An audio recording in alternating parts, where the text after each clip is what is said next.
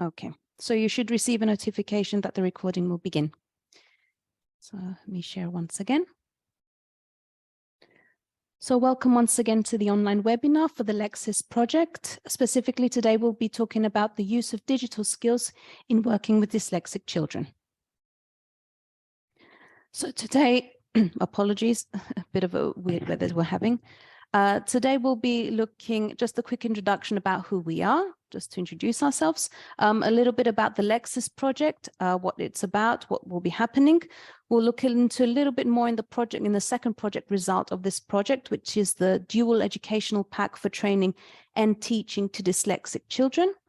The second module, which is the use of digital skills in working with dyslexic children. And at the end, there will be enough time for some discussion if needed.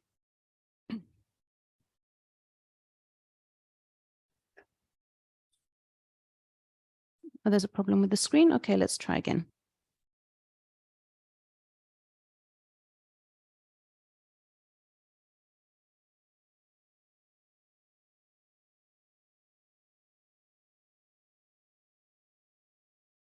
Okay, so like I mentioned before, the webinar today is the use of digital skills in working with dyslexic children.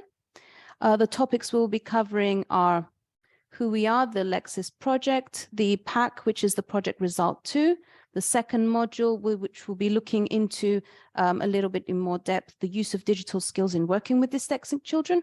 And at the very end, we will have a look at we will have an open discussion. So presenting today is myself. My name is Andrianna Georgiou. I'm project coordinator here at Emphasys Center the past 5 years. I have a degree in architecture with the RIBA, the Royal Institute of British Architecture, and I'm also a certified trainer for vocational training EQF level 5. Joining me today is our associate Katerina Constantinou, who's a lead narrative designer. Is also an experienced EFL teacher and researcher, and also holds a bachelor in English language and literature. Hi, everyone.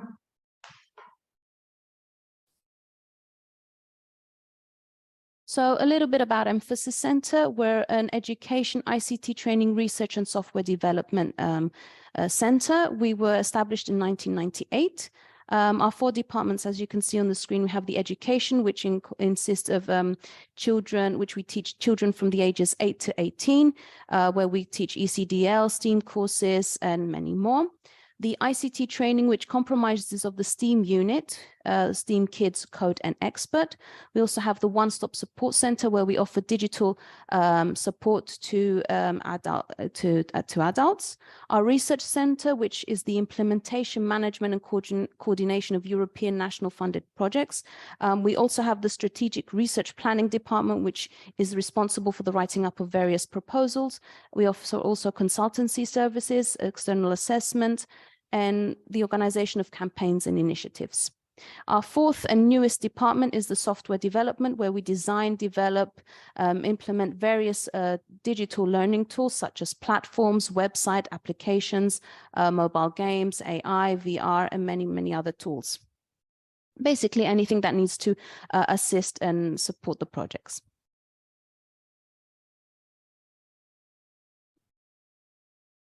So the research department, which is the reason we're here today, we have a variety of people that we reach out to on a daily basis.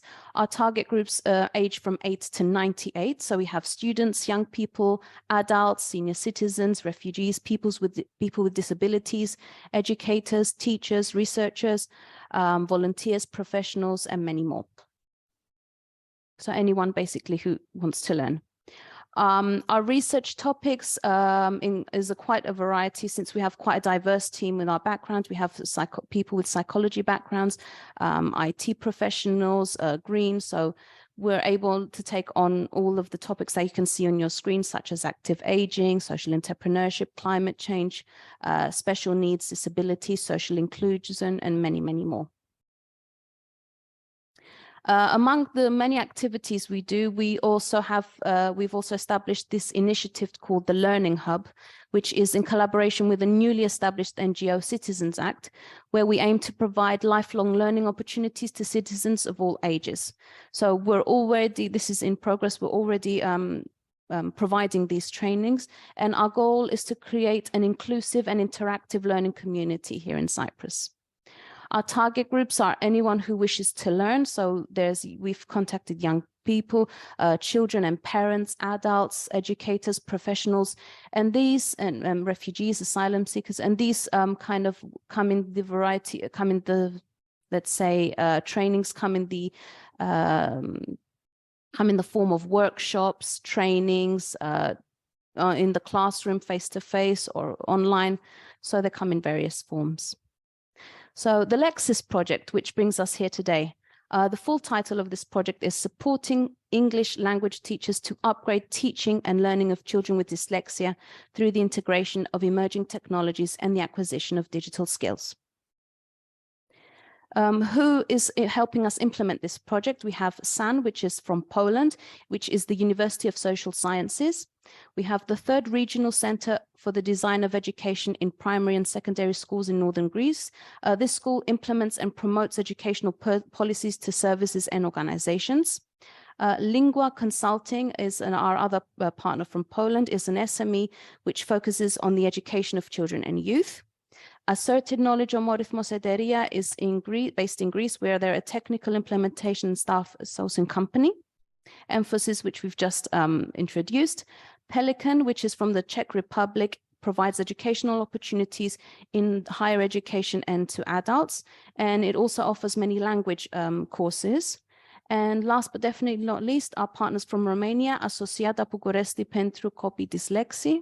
Can't believe I said that in one word. It's an NGO established by a group of parents in Romania, and all of the activities that they carry out provide information related to dyslexic issues. So it's a very good consortium we have on board with us. Now, the general objective of the project. So the LEXIS project aims to ensure access and participation to children with dyslexia in the English language learning and to increase the knowledge and competencies of EFL teachers to meet these specific needs. And it's going to do this by integrating these emerging technologies, adapting new methodologies, and introducing gamification principles in learning. More specific project aims, it promotes the acquisition of EFL to children with dyslexia, ensure the provision of adequate and targeted tools and methodologies, promote digital transformation of TEFL through the integration of emerging technologies and the development of inclusive digital tools. It also enhances the digital confidence and competence of the teachers through this acquisition of the skills, and it will be done through the coding in Scratch, which I will explain a little bit later on, and promote a holistic approach to the learning process with the involvement of parents as supporters and teachers as the facilitators of this. So how are we going about this project? How are we going to implement it? Our first stop, let's say, was the research and analysis. So we did a research on what are the good practices are in each partner country. We conducted focus groups where we spoke with experts, with parents about this topic. We conducted also a number of surveys as well. I think some of you who are joining us today, we probably sent you the survey as well. So thank you for continuing to support us. The tool bank, which is going to be a collection of various tools that can be used for the experts. And from all of this research, we conducted the syllabus. We created the syllabus. So from the syllabus, we managed to proceed to the second result, which is the design and development of the material. Through this second result, we have the teacher's training pack, the module development, the e-booklet, which is something we will be sending to you at the end of this webinar to see, a checklist, which is under development, and the student's kit. The third result is the design and development of the tools. So a platform will be created with everything that we've just mentioned earlier for teachers, for parents, anyone who wants to access, and it will be absolutely free for everyone who wants to log in and have access to these materials that are going to be developed. The fourth part is implementation, evaluation, and validation. We will be conducting a number of workshops in each partner country. We'll be setting up this LEXIS action plan for the school. So we'll have a plan for teachers, for experts, for anyone who wants to implement everything that's been taught within the LEXIS program, so it will be easier and it will be easier to integrate and a lot smoother to integrate within the school curriculum without disrupting it too much. So more specifically about the second project result, we aim to strengthen our teachers' profiles by developing these technologies needed with children with dyslexia. We will be increasing learning opportunities and motivation through the CLIL methodology. For those who aren't familiar with CLIL, it stands for Content and Language Integrated Learning. The products from this result will be the training pack, which consists of 3 modules, 2 topics per module. We'll have the e-booklet, which we mentioned a little bit earlier ago, for dyslexia. The checklist, which has an inclusive, which is going to be a tool for teachers. So basically, it'll be hands-on, a checklist for the teachers, and a teaching kit for children with dyslexia. Just to explain the difference between the training pack and the teaching kit, the training pack is directly for the teachers, for the teachers, which we'll be using, and the teaching kit will be just for the children. So it will consist with activities and more hands-on things, practical approach for children. So within the training pack, like I mentioned, there's 3 main modules, and each module has 2 topics that have been developed. Within the first module, the Foundations to Dyslexia, the first topic is Foundation to Dyslexia, a theoretical background. The second topic is Adjusting the learning context to dyslexic learners. The second module is the use of digital skills in working with dyslexic children. And we'll be focusing on the first topic, Foundations of Digital Skills, today during the webinar. And the second topic is Mastering Basic Skills by Using Digital Technologies. The third module, again 2 topics, is about innovating teaching methodologies. And the first topic is Introduction to Innovative Teaching. And the second one is Examples of Applying Innovative Teaching Methods. The e-booklet to dyslexia is what we will be sending. It's quite well written, to be honest. There's tips for parents, like difficulties and support that can be provided. It talks about assistive technology within it. There's also tips for teachers as well, which talks about daily adjustments in the classroom, strategies, and how to incorporate them in different lessons. So along with the certificate of attendance day at the end of the meeting, I'll be sending a link to this booklet for you to check out as well. The third activity from this PR is the checklist, which will be a development of practical checklists for the EFL teachers, which will have topics such as speaking, reading, creativity, attitude, and all of these. And it aims to monitor and ensure that learning material and games are suitable for the students, depending on the level, etc. The teaching kit, so the material that's going to be developed for the students, is going to be a collection of online and offline material for the CEFR level A1. The CEFR is the Common European Framework of Reference for Languages. So it's an international standard, let's say, for describing language abilities, and it'll be the beginner's level, level A1. So this kit includes the LEXIS Competent Framework, which will be used for monitoring and assessing of pronunciation, reading, spelling, and vocabulary. It will have 4 EFL learning nugget units based on the CLIL methodology. And these units will have the title and the learning outcomes, the vocabulary used, audio and visual content such as stories, poems, articles, and exercises, for example, questions and answers, crosswords, puzzles, and many, many more. And the third and final part from the teaching kit will be the collection of technology tools and scratch games. Scratch games, just to get a little bit more familiar with, are block-based. Is a block-based software where you can create your own words and crosswords and puzzles, and these are exercises, and you can tailor them to your class, to the level of the students. So there will be also a step-by-step on how to create these scratch games with the Scratch software, and you'll be able to, depending on the student, you'll be able to modify it within the classroom. This will come at a later stage of the project, but definitely if you're interested, please let us know and we'll let you know. So for the time being, this was a bit about Emphasys and a bit about the project. I will pass the floor to our colleague Katerina. Hi, everybody. As Andrianna said, I'm Katerina. I'll be talking about Module 2, Topic 1. Just give me 1 second while I share my screen.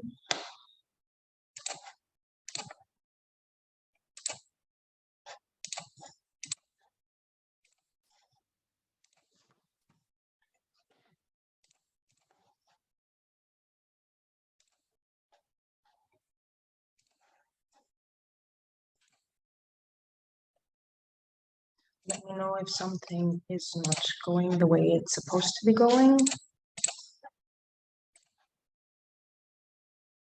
All good? Yes. Moving along, okay? Yes. Great. Okay. All right. So, hello again. We'll be talking about Module 2, which is the use of digital skills in working with dyslexic children, focusing on Topic 1, Foundation of Digital Skills, specifically the use of dyslexia-friendly digital tools in education. So nowadays, technology is a major part of our lives. It's everywhere.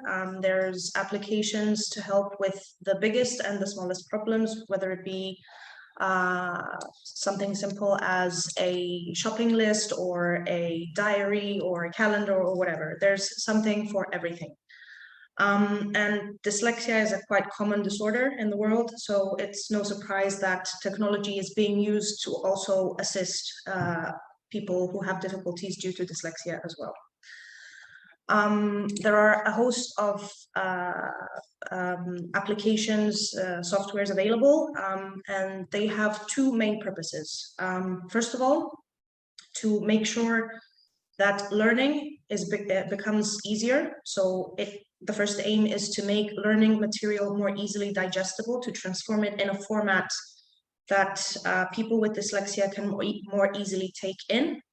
And the second purpose is to enable learners to demonstrate their knowledge, because it's quite often where people with dyslexia have actually acquired knowledge of something but have difficulty expressing it, mostly because assessment methods rely, conventional assessment methods rather, rely on writing, reading, and in general skills that dyslexics are at a disadvantage with. So one could say that these tools offer features both for the optimization of both the input of information for dyslexics and the output of information for dyslexics. And given how fast technology is advancing nowadays, I mean, every other day we hear massive evolution, especially in the sector of artificial intelligence. Given how fast things are moving forward, educators must be digitally competent in order to be able to take advantage of the host of tools that are available to them to facilitate the learning of children with dyslexia, and also to be able to keep up to date with technological advancements that can facilitate both their own teaching and their students' learning as well. So for the next section, we're going to be looking at what features are available.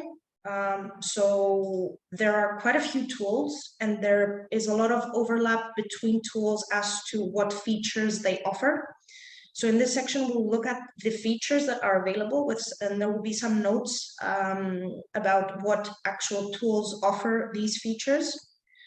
At the end of the presentation, there will be a different slide that has information and links to the specific tools, but for now we will focus on the features and see what each feature can do. I believe we'll be sharing the presentation later on. Definitely you will get this information to peruse at your own leisure. So digital devices. So why technology is so important in teaching dyslexia? Digital devices can help us manipulate, input, and display text in numerous ways that conventional methods, such as books, notebooks, and all that stuff, do not allow us to. These ways can be very helpful for dyslexics, and they are not available, as I said, in a conventional pen and paper environment. Developers have created a host of dyslexia-friendly tools for a variety of programs and apps. The features mentioned below are largely representative of what is available across what is available in general, and they can meet most learning needs. So the first thing that we're going to look at is specialized fonts. These specialized fonts for dyslexia are plain fonts without a lot of decoration, simple, clear-cut lines designed specifically to be easy on the eyes and keep the screen clutter-free. One example is Open Dyslexic. The first thing that you will see here, Open Dyslexic, is a font, and it is available to download on your computer, so you can turn the whole computer dyslexia friendly. So the user interface of the computer is displayed with the Open Dyslexic font. It can also be added to your internet browser. Yeah, so basic, and also to other various applications. So Open Dyslexic specifically is a font. Now, the rest of the tools listed there, Immersive Reader, Helper Bird, Read and Write, Snap and Read, and Reader Mode, these are, excuse me, these are general dyslexia-friendly tools that also offer dyslexia-friendly fonts as part of what they do. Yeah, so this is the first feature that we're looking at. Next, we have adjustable word and letter spacing. So by spacing out characters and words, the brain can perceive and distinguish between them with less, pardon me, with less effort. Again, you can see some examples of tools that offer this type of feature. Next, we have color adjustments, which typically it offers it allows you to change both the background, the color of the background, and the color of the text, making it again easier to distinguish between the two and allowing for easier reading. Next, we have the removal of ads and distractions. It removes basically things that clutter the page, things that make it very challenging for dyslexic people to learn. This functionality can help make things a lot more clear. So for example, let's say you're reading an article and there's ads on the right-hand side of the screen that are flashing, moving, and all of that stuff. It draws the eye and it distracts. This type of tool, this type of feature can remove that and allow you to focus on what matters. So allow you to focus on the text. Next, we have text-to-speech. It basically reads aloud the selected text. So you select the text, right-click, you press text-to-speech or read aloud or whatever the name it is in the specific tool that you're using, which can be very, very useful for understanding. And we also have audio with follow-along text, which is similar with text-to-speech. The difference is that with audio with follow-along text, you don't actually select the text. You just press play and it starts playing from where your cursor is. And it also highlights the word being spoken out loud at each specific moment in time. So more features. Next, we have the ruler or line tracker. This is a very simple thing, but I find it extremely helpful. It's a simple horizontal line on the screen that you can move with your cursor, and it just allows you to keep track of where you are when you're reading. Next, we have a picture dictionary. So you select a word, you ask it to bring back a picture of what it is you're searching for. This is particularly good for word association if students are having trouble with that. Excuse me. Next, we have translate. Very, very helpful for people whose first language is not English, which is, I suppose, a lot of us.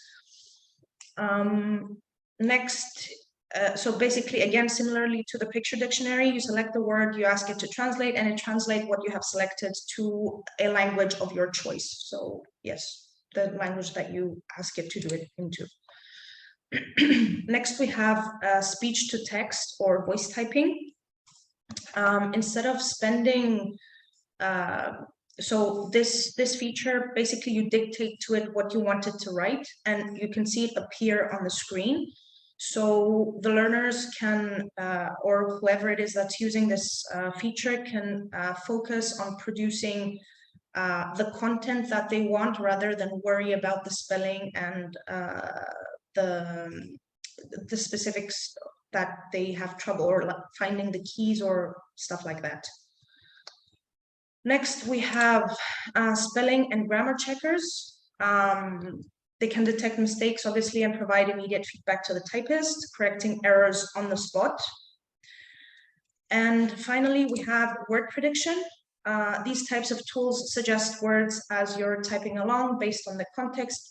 Perhaps if you're using Gmail or Outlook, this happens in those tools quite often if you have happened to come across it. Right. So another thing that I would like to mention here are online dyslexia tests.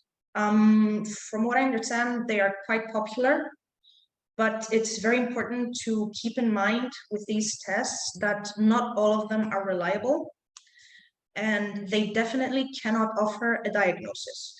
So a diagnosis should only be carried out by a specialist who uses the proper methods, and not by a test that's online, who at the end of the day, we cannot be sure who created the test, or if it's, I mean, we cannot be confident in the fact that this is a test that will definitely tell me that there's something that I need to seek help for. However, this is not to say that they are without their use, online dyslexia tests. They can be an indicator that someone may need to seek professional help if the test comes from a reliable source. Then it can be, and it can give you a hint that perhaps you need to go talk to somebody about this or about your child or whatever. And they can also be used as a source of information, and I'll explain what I mean by this. There was one test that I came across with specifically that said it looked pretty reliable, and it said that what made it look reliable to my eyes basically was that it said, this is not a diagnostic tool, I cannot offer a diagnosis. You can, however, take this test, print out the results, and take it to a specialist who can then actually give you a proper diagnosis or not. So next, let's talk about gamification. Gamification is an approach, teaching strategy by which educators employ game design elements in their teaching in order to achieve better learning outcomes. It is becoming increasingly popular in recent years as a teaching methodology, and it borrows games from game design in order to enhance student participation and engagement with the purpose of achieving better results. In students with dyslexia in particular, it is believed that gamification increases engagement, motivation, and participation, especially in monotonous tasks or boring tasks. The reward-based approach of gamification sets clear benchmarks for progress, and it makes learning, in this way, it makes learning a fun activity, which promotes self-confidence in students. As we know, many students with dyslexia often feel discouraged and demotivated because they often fail in standardized tests that have to do with spelling and all of that stuff. Other relevant game elements are repetition and feedback loops, which help learners retain information and acquire knowledge in more depth. Gamification is also known to promote the development of critical thinking and also of skills related to problem solving. One of the simplest ways to introduce gamification in a lesson is by just simply using a game, a learning game. This can be in addition to your current curriculum and your teaching. It can be just a fun additional activity. And there are quite a few online tools, both free and paid. And you can find things that are suitable for various ages as well. Next, incorporating gamification. So it can be just playing games in class, but it can go a lot deeper than just that, in the sense that the entire learning experience of the student becomes gamified, with clear benchmarks for success and rewards when those benchmarks are achieved. So there are a few things that educators can do in order to introduce game design elements in their teaching strategy. And this can benefit, obviously, both dyslexic and non-dyslexic students. So the first thing that teachers can do is to try to turn learning objectives into quests. Students must complete these quests, and each successfully completed quest can earn the learners experience points, XP, badges, or other types of awards. Quests typically have a clear end goal, which helps students, keep students engaged and motivated. And the quests can be of different types, like short quests. For example, we're doing an exercise in class with flashcards. I need to get 10, name all of the items on the flashcards, let's say, and you will get a badge or XP or whatever. Excuse me. Another type of quest can be longer, like, for example, do your homework every lesson for 10 consecutive lessons, let's say. And at the end of the 10 consecutive lessons, you will get XP or a badge or whatever it is that you're using to reward the students. Next, rewarding students with badges. It can be badges or other types of awards when they successfully complete a task or an assignment which proves proficiency in the teaching material. And next, you can, if you're having trouble figuring out what you can use to motivate the students, you can actually ask them how they would like to be rewarded.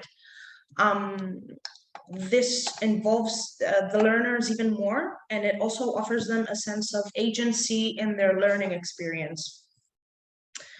You can also reinforce learning by allowing for multiple attempts to get something right in assignments or in gamified assessments. And I would like us to take a look at this, take a closer look at this. So if we consider how games employ repetition, we will see that when you lose, you have to start over. The more times you do something in a video game, the more your brain memorizes the correct combinations to get to a successful result. Games may indeed penalize you for losing by taking away your progress, or at least part of it, but the important thing is that it's not a permanent failure. You can always try again. Failure is not final in games, especially in most video games. Now, if we juxtapose this with failure in education, it's clear that the consequences of failing in, let's say, a test are a lot more dire. In tests, you only get one chance to get things right. And this is something that puts a lot of pressure on students, and particularly people with dyslexia who have an added challenge to completing tests that are based on writing.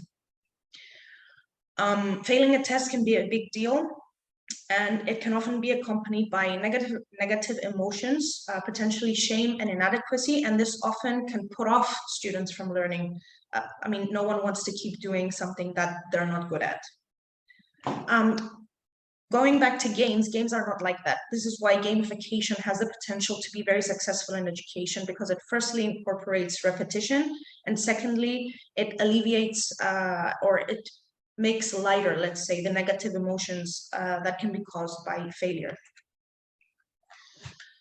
Next, it could be to incorporate instant feedback in gamified assessments. So let's say a student makes a mistake. The sooner that mistake is corrected, or the sooner the correct answer is given, the more impact it has on learners, and the more likely it is that the knowledge will be acquired. The correct answer should be given while the student's mind is still in the moment, while it's still there. Do allow, though, the student a couple more attempts to see if they can get it right, as we said in the previous point. Allow for a couple of attempts before you actually give the right answer, as it might allow them some time to think a bit more about what they're saying and actually reach the knowledge that they already have in their brain. Finally, what can be done is to make progress visual. Everybody likes to see our progress manifested in the real world. Showing children how well they're doing can help boost them, both their confidence and their engagement in class, and in their learning. One way to do this would be to demonstrate it on a sort of progress bar displayed on a wall, or in an online wallet. Let's say if you're using open badges, maybe a collection of badges is one way. Another way is the progress bar on the wall. So let's say every time a student gets a new badge, they can stick it on the wall beside their name. And the more badges they have, I mean, it's a sense of accomplishment. It gives a sense of accomplishment. And another option, it can be a vessel, let's say, that's filling up with representations of experience points, like what they had in Harry Potter with the hourglass, with the house points. Yes. And moving on. So in assessment, gamification can also be very beneficial. Digital technologies offer options that are not available with conventional pen and paper quizzes. Some of these options are drag and drop quizzes, either for images or words. So you either drag an image to a word, or a word on an image, or a word on a word, depending on the text, the test that you have in front of you, or the game. And these are ideal for word association or filling the blanks exercises. Some tools also allow the creator of the game or test, or however you want to call it, to set a number of attempts for the student to get it right. What we talked about just a couple of minutes ago. Something which again is not possible with conventional pen and paper tests. Digital quizzes also offer a benefit that another benefit that pen and paper assessment lacks, which is instant feedback. And as again we mentioned, this is vital for students. So let's say you create a test, you allow for 3 attempts to get it right. If in those 3 attempts the student does not get it right, then immediately they are given the correct response while their mind is still in the moment and still present. So gamified quizzes have the students engage actively with learning material, and they increase their motivation, since the gamified format can urge them to want to achieve a high score. Dyslexic students in particular can benefit massively from this, since lack of motivation is something they may often struggle with due to discouragement or feelings of defeat, as we discussed earlier. So there are a few tools online that can be used to create interactive quizzes which incorporate game elements. Some of these are Kahoot. Kahoot is a tool that gathered a lot of popularity during COVID-19, during the pandemic, although it had been quite widely used even before that. It offers, it has a quick interface, easy to learn and easy to use interface that educators can use to create quiz games for their students, and it offers a variety of features and options. And I guess the most appealing thing with Kahoot is that it also offers a library of quizzes that have already been created by other users for their own purposes. There's a free version with some basic features available, but there's also a paid one with some more additional things that you can use. Quizlet is a digital, so next we have Quizlet, which is a digital learning tool. It offers functionalities such as digital flashcards, live quizzes, and matching games. And it also features a library of user-generated content and a free version as well. Finally, we have Quizzes, another tool that offers tools that can help motivate learners, and again, it is a free. It has a free version with basic features, but paid options are also available. That is it for me. This is the slide that I mentioned earlier that has some information about the tools. Yeah, Andrianna, time for the open discussion. Yeah. Yes. So thank you for staying with us till the end. Is there anything you'd like to share? Maybe some experiences you've had within the classroom, or experience you've had with other children which are facing these kind of difficulties?